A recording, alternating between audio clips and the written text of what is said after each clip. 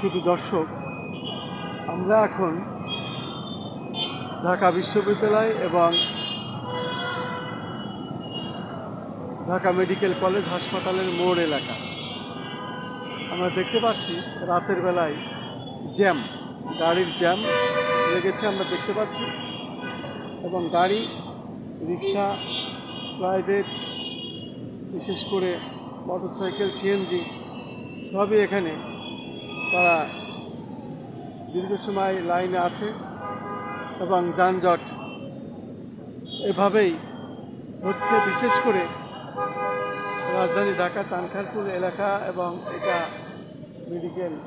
Dhaka medical college এলাকা এবং ঢাকা বিশ্ববিদ্যালয় এলাকা। মূলত এখানে প্লাস্টিক বার্ন ইউনিট হাসপাতালও আছে এবং চানখারপুল মোড় এলাকা।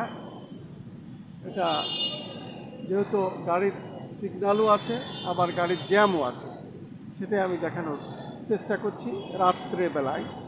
এই রাত্রে প্রায় 10টার দিকে, রাত্রে 10টার দিকের যে দৃশ্যটা, রাত্রে 10টার পরের যে দৃশ্যটা, সেটি আমি দেখানোর চেষ্টা করছি। গাড়ির জ্যাম লেগে আছে।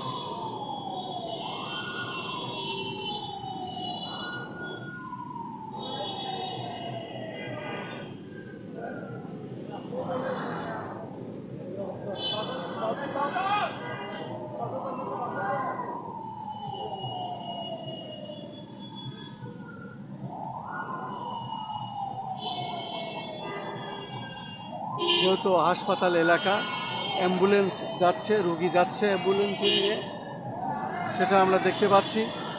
এবং ঢাকা মেডিকেল কলেজ হাসপাতাল এলাকা, এদিকে রুগীর চলাফেরা বেশি এবং অ্যাম্বুলেন্সের চলাফেরা বেশি আমরা দেখতে পাচ্ছি।